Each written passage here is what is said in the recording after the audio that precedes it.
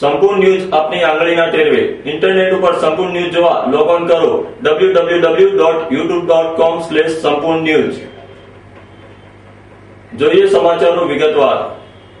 આજરોજ ડીસા ખેતીવાડી ઉત્પન્ન બજાર સમિતિના વેપારી વિભાગની 4 બેઠકો માટે શાંતિપૂર્ણ માહોલમાં મતદાન યોજાયું હતું, જેને લઈ તંત્રે હાશકારો અનુભવ્યો હતો। ડીસા ખેતીવાડી ઉત્પન્ન બજાર સમિતિમાં અગાઉ ખેડૂત વેપારી અને ખરીદ વેચાણ સંઘની બેઠકો માટે મતદાન યોજાયું હતું। જ્યારે 4 વેપારી બેઠકોની ચૂંટણી યોજવાની બાકી હતી, ત્યારે આજે વેપારી વિભાગની 4 બેઠકની માટે 17 ઉમેદવારોએ પોતાના નસીબ અજમાવતા વહેલી સવારથી શાંતિપૂર્ણ માહોલમાં ચૂંટણીનું મતદાન યોજાયું હતું। આ ચૂંટણી મતદાન પ્રક્રિયામાં જિલ્લા રજિસ્ટ્રાર એસપી ચૌધરીએ હાજર રહી સુંદર કામગીરી બજાવી હતી। આ ચૂંટણીમાં ગોવાભાઈ દેસાઈની પેનલ અને અન્ય હરીફ પેનલ વચ્ચે રસાકસી જોવા મળી હતી, જેને લઈ માર્કેટયાર્ડ ખાતે મતદાન સ્થળે ભારે રાજકીય ગરમાવો જોવા મળ્યો હતો। પાલનપુર નગરપાલિકા દ્વારા નગરને સ્વચ્છ બનાવવા માટે ખાનગી ટ્રસ્ટો જોડેથી ટેન્ડર મંગાવવાની પ્રક્રિયા હાથ ધરવામાં આવી હતી, જેમાં માત્ર 3 ટ્રસ્ટો દ્વારા ટેન્ડર ફોર્મ ભરવામાં આવ્યા હોવાની માહિતી સેનિટેશન ચેરમેને જણાવ્યું હતું। જોકે ઉપરોક્ત ટેન્ડરની હરાજી કરવામાં આવતા જેમાં એક નામ ખુલવા પામેલ છે, જેના પરિણામે 2 ટ્રસ્ટોને ટેન્ડર ખોલવા સામે વાંધો હોવાની રાવ ઉઠવા પામી છે। પાલનપુર નગરપાલિકાના સત્તાધીશો દ્વારા કરવામાં આવેલ ડોર ટુ ડોરની પદ્ધતિ કેટલી યોગ્ય હશે તે તો ભાવિ સમય જ બતાવશે, પરંતુ અત્યારે જે ટ્રસ્ટને ટેન્ડર આપવાની કોશિશો ચાલી રહી છે, તેમાં પાલિકાના સેનિટેશન વિભાગની અને સત્તાધીશોની મિલીભગત હોવાના આક્ષેપો ઉઠવા પામેલ છે। કહેવાથી આયા ન આયા તો બી હું છે ને ઓર્ડર આલી દીધા પછી હું ઇન્ટરવ્યુ આલું, આ તમને કહી દીધું। પણ ખુલી તો ગયા ને એમ કહો। અરે ભાવો ખુલ્યા પણ ભાઈ નેગોશિએશન ને એ બધું છે ને, બાકી એમને કાચું ઇન્ટરવ્યુ મારાથી ના આલે ને યાર। એટલે એ નહીં, ભાવ ખુલી ગયા, કોનું ખુલ્યું છે? ભાવ ખુલી ગયા ભાઈ, કમિટીમાં છે ને ભાવ ખુલ્યા, તમે સાંભળો। હવે ભાવો ખુલ્યા, 3 ભાવ આવેલા હતા, 3 ખુલ્યા હતા છે ને। ચેરમેન નું ને એમનું કહેવાનું એવું હતું ભાઈ, જે પાર્ટી જે છે ને ભાવો ઓછા, દાખલા તરીકે જેને ઓછા ભાવ હતા એ બિન અનુભવની એને છે ને કોઈ સર્ટી રજૂ કર્યું નહીં એવું કહેવાનું હોય કામગીરીનું। તો ચેરમેન હમણાં આવે જ છે, તો તમે ચેરમેનની ઇન્ટરવ્યુ લો, મને કોઈ વધો નહીં। બરાબર, સમજી ગયા તમે? આ બાબતે સેનિટેશન સુપરવાઇઝર લાલજીભાઈને પૂછતા તેઓએ જણાવ્યું હતું કે ટેન્ડર ખોલવામાં આવ્યા છે, જેને જાહેર કરાશે નહીં તેનું નેગોશિએશન કરવાનું બાકી છે। જ્યારે સેનિટેશન ચેરમેન અનિલ ચક્રવર્તીને પૂછતા તેઓએ જણાવેલ કે 3 ટેન્ડરોમાંથી એક ટેન્ડર ખોલવામાં આવેલ છે, તે ટેન્ડરની જાણ કોઈ કરવામાં આવી નથી। જો ટેન્ડર ખોલવામાં આવેલ છે તો તેની જાણ કેમ કરવામાં આવતી નથી? અને આ ટેન્ડર પદ્ધતિમાં 10 નિયમો મૂકવામાં આવેલ છે, તેમાં નિયમોમાં હશે તેને ટેન્ડરનું કામ ફાળવાશે, પરંતુ નિયમો ઉપર જો ટેન્ડર આપવામાં આવે તો ઊંચા ભાવો મળતા હશે, તેને જ પાલિકા કામની ફાળવણી કરશે। આમ સેનિટેશનના ડોર ટુ ડોર કચરા ટેન્ડરો બાબતે સત્તાધીશો અને પાલિકાના જવાબદાર કર્મચારીઓ દ્વારા ગોળ જવાબો આપી ખૂબ જ સસ્તા ભાવે પોતાની મળતિયા સંસ્થાને ટેન્ડર પધરાવી દેવાનું કારસ્તાન જણાઈ આવે છે। નગરપાલિકાના હિતમાં જિલ્લા કલેક્ટર આ તમામ ટેન્ડરો મંગાવી તેની ચકાસણી કરે તેવું જાગૃત લોકો ઈચ્છે છે। સૌરાષ્ટ્રના મોરબીથી ચોરાયેલ એક બોલેરો ગાડી વેપારી મથક ડીસા ખાતે ઝડપાઈ જવા પામી હતી।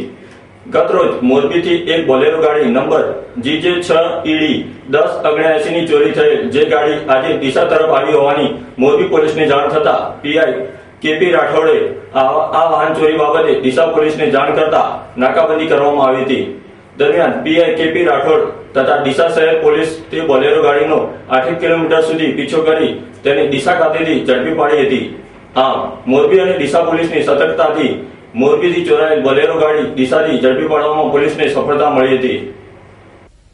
મોરબી સિટી પોલીસમાં એક બોલેરો ગાડીની ચોરી થયેલી, જેની અમને માહિતી મળી, જેનો અમે પીછો કરી રહેલા અને દરેક જિલ્લામાં નાકાબંધી માટે પણ મેસેજ કરવામાં આવેલો, જે અનુસંધાને ડીસા રૂરલ પોલીસ એસઓજી અને એલસીબીના માણસો ડીસા ફાટક પાસે ત્યાં વોચમાં હતા, અહીં પણ ત્યાં આવી ગયેલા। એ દરમિયાનમાં આ બોલેરો ગાડી ત્યાં આવી જતા બોલેરો ગાડીને અમે ત્યાં પકડી લીધેલ છે તાત્કાલિક, અને બોલેરો ગાડી પકડ્યા પછી એની આગળની કાર્યવાહી ચાલુ છે। પાલનપુર તાલુકાના તસ્કરોએ હવે ઘરફોડ ચોરીઓને બદલે મંદિરોમાં ચોરીઓ કરવાની શરૂ કરી છે।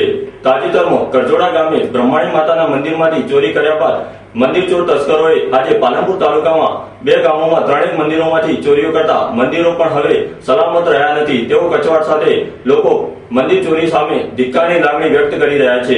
એવા મંદિરમાં દાખલ થયો આરતી પૂજા કરવા માટે, ત્યારે મંદિરમાં જે દાન પેટી જે હતી એ પેટી હાજર નથી અને અંદર માતાજીના દાગીના પણ હાજર નહોતા. તાત્કાલિક મેં જયંતિભાઈ અમારા ડેપ્યુટી સરપંચ અને સરપંચને જાણ કરીને ગામના લોકોને તાત્કાલિક ભેગા કર્યા અને પોલીસ સ્ટેશન ફરિયાદ આપેલી છે. આ નિમિત્તે અમે પોલીસ આવીને બધી 2 વખત પોલીસ આવી ગઈ અહીંયા આગળ અને બધું ચેકિંગ કર્યું. અહીંયા આગળ દાન પેટી પણ ત્યાં ખાડિયામાં તૂટેલી હાલતમાં મળી આવી છે.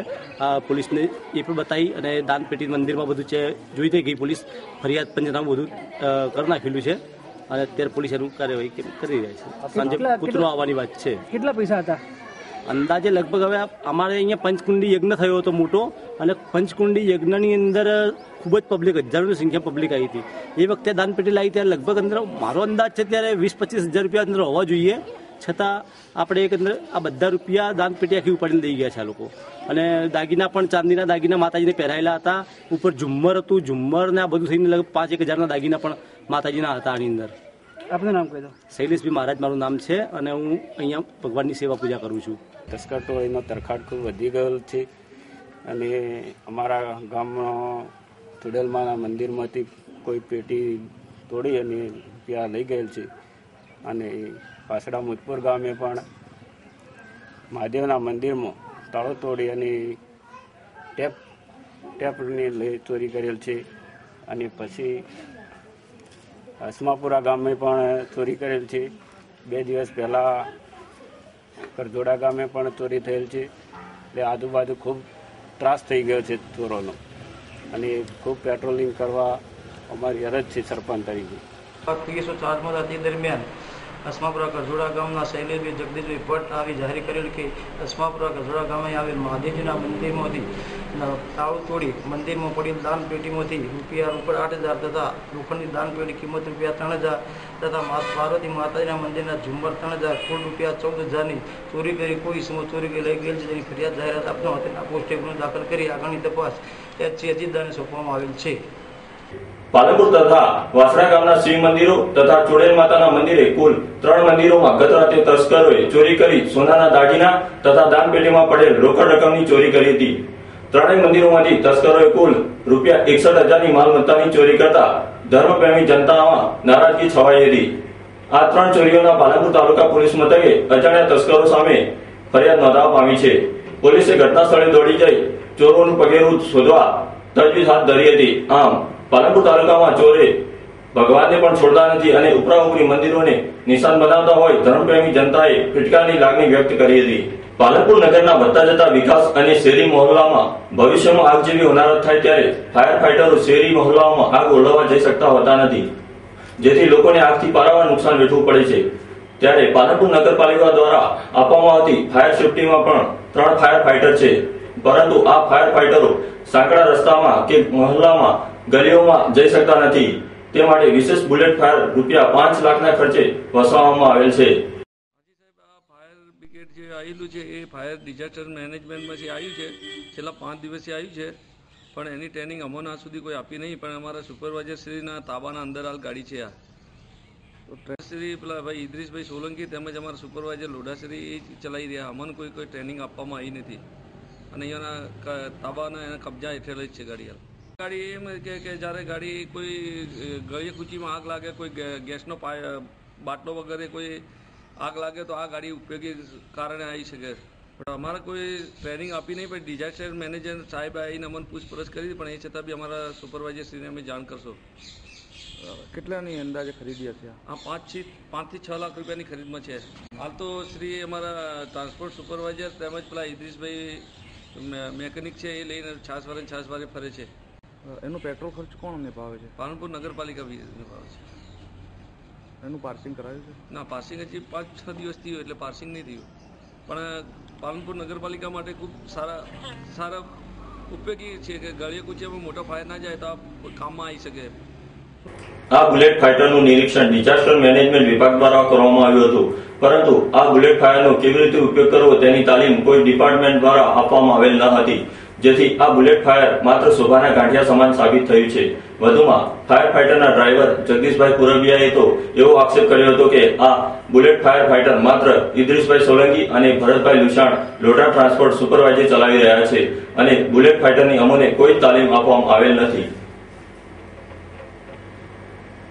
પાલનપુર રેલવે સ્ટેશનની હદમાંથી એક નશાખોર ઈસમને આરપીએફ જવાનોને પકડી પાલનપુર સિવિલમાં મેડિકલ ચેક માટે લઈ ગયે ત્યાં આ નશાખોરને સિવિલના તબીબ અને આરપીએફના જવાનોના હાથે માર ખાવો પડ્યો હતો। ત્યારે આ ઘટનાને નજરે જોનારાઓએ કાયદો હાથમાં લેનાર તબીબ તેમજ આરપીએફ જવાનો સામે નારાજગી વ્યક્ત કરી હતી। આ ઘટનાની હકીકત એવી છે કે પાલનપુર રેલવે સ્ટેશન હદ વિસ્તારમાંથી ગત રાત્રે એક નશાખોરને પીધેલ હાલતમાં આરપીએફ જવાનોએ પકડેલ અને તેના આલ્કોહોલની માત્રાનું ટેસ્ટિંગ કરાવવા તેને પાલનપુર સિવિલમાં લઈ ગયા હતા। ત્યાં ફરજ પરના તબીબ ડોક્ટર બેદરોએ આ નશાખોર ઈસમને લાફો તથા લાતો મારી કહેલ કે આવા દારૂડિયાઓને તો જાહેરમાં માર મારવો જોઈએ તેવું કહી ડોક્ટર બેદરોએ તેને માર મારતા અંતે આ નશાખોરને સિવિલમાં લાવનાર આરપીએફ જવાનોએ પણ ઢોર માર મારવાનું શરૂ કરેલ અને તેની જાહેરમાં ધોલાઈ કરવામાં આવેલ અને લોકો આ તમાશો નજરે નિહાળતા રહ્યા। ત્યારે સવાલ એ છે કે આ નશાખોર ઈસમ સામે કાયદાકીય કાર્યવાહી કરવાની બદલે કાયદો હાથમાં લેવો તે કેટલે અંશે વ્યાજબી છે? એમાંય એક તબીબ જ્યારે કાયદો હાથમાં લે તે કેવું કહેવાય?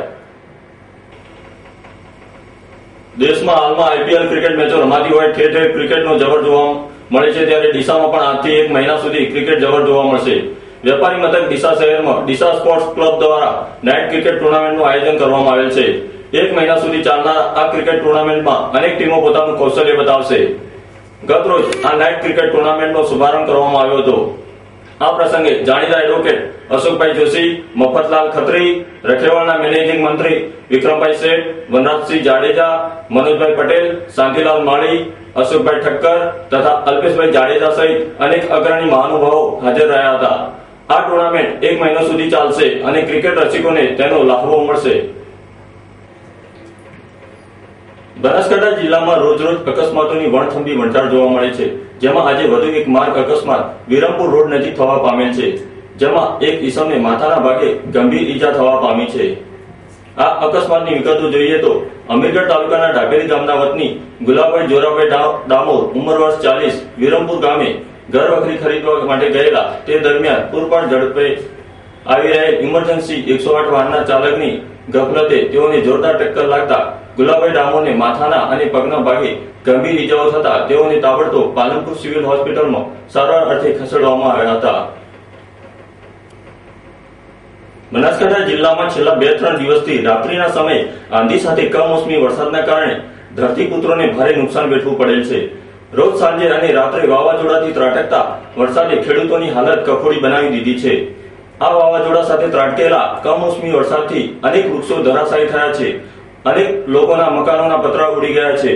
વળી વરસાદથી મગફળી, શક્કરટેટી, તરબૂચ જેવા પાકોને નુકસાન થવા પામેલ છે। ત્યારે ધાનેરામાં ગત મધ્યરાત્રિએ વાવાઝોડા સાથે વરસાદી ઝાપટા પડતા જનજીવન ખોરવાઈ ગયું હતું। ઠેર ઠેર વૃક્ષો ધરાશાયી થયા હતા, જ્યારે અનેક જગ્યાએ મકાનોના પતરા ઉડ્યા હતા। આ વરસાદી ઝાપટાથી તમાકુના પાકને 10 થી 30% જેટલું નુકસાન થવાની સંભાવના છે, જ્યારે ગવાર અને બાજરીના પાકને ફાયદો થવાની સંભાવના છે તથા ઉનાળુ વાવેતર કરવા માટે ફળોતરા કરવા જમીન પોચી થતા ખેડૂતોને રાહતરૂપ બનશે તેવું ખેડૂતો માની રહ્યા છે। જોકે ધાનેરા સહિત જિલ્લાભરમાં થયેલ વાવાઝોડા સાથેના વરસાદે તબાહી મચાવી છે।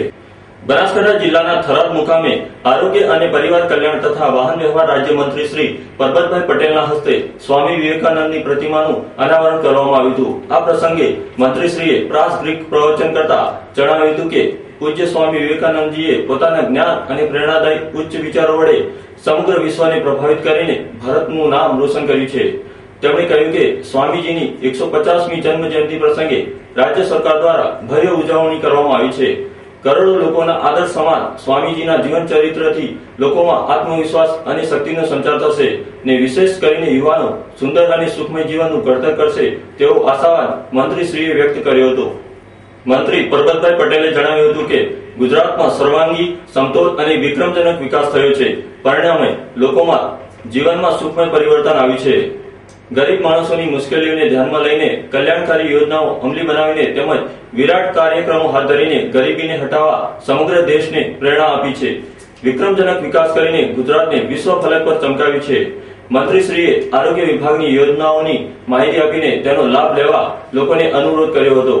સ્વામીશ્રીએ સચ્ચિદાનંદજીએ જણાવ્યું હતું કે પૂજ્ય સ્વામી વિવેકાનંદના વિચારો માણસને જીવનની સાચી દિશા આપે છે। તેમણે કહ્યું કે રાષ્ટ્રપ્રેમની મજબૂત ભાવના અને સંકલ્પ સાથેનું જીવન શ્રેષ્ઠ જીવન ગણાય। સ્વામી શ્રી સચ્ચિદાનંદજીએ જીવન ઉપયોગી સુંદર માર્ગદર્શન અને આશીર્વચન પાઠવ્યા હતા. સમગ્ર કાર્યક્રમનું આયોજન ભારત વિકાસ પરિષદ થરાદ દ્વારા કરવામાં આવ્યું હતું. આ પ્રસંગે સંત શ્રી નાગરવન બાપજી, ભારત વિકાસ પરિષદ થરાદના પ્રમુખ શ્રી સંજયભાઈ ત્રિવેદી, નગરપાલિકા પ્રમુખ શ્રી પથુભાઈ રાજપૂત, ઉપપ્રમુખ શ્રી હબીબ ખાન પઠાણ, શ્રી પાંચાભાઈ માળી સહિત અગ્રણીઓ અને વિશાળ સંખ્યામાં લોકો ઉપસ્થિત રહ્યા હતા. ફરી એક નજર આજના મુખ્ય સમાચાર ઉપર. ડીસા ગંજ બજારના વેપારી વિભાગ માટે યોજાયું મતદાન. 4 બેઠક માટે 17 ઉમેદવારોએ અજમાવ્યું પોતાનું ભાગ્ય. પાલનપુર તાલુકામાં તસ્કરો મચાવી રહ્યા છે તરખાટ. કરજોડા તથા વાસણામાં 3 દેવાલયના તાળા તૂટતા મચી ચકચાર. પાલનપુર નગરપાલિકામાં લાખોના ખર્ચે વસાવેલ ફાયર ફાઈટર બુલેટ બન્યું શોભાના ગાંઠિયા સમાન. પાલિકાના સુપરવાઇઝર ફાયર બુલેટનો અંગત ઉપયોગ કરતા હોવાની ઉઠી ગુમરાટ. થરાદમાં સ્વામી વિવેકાનંદની પ્રતિમાનું કરાયું અનાવરણ. સ્વામી સચ્ચિદાનંદે સ્વામીજીની પ્રતિમાનું કર્યું લોકાર્પણ. આ હતા અત્યાર સુધીના સમાચાર. વધુ સમાચાર સાથે ફરી મળીશું. નમસ્કાર.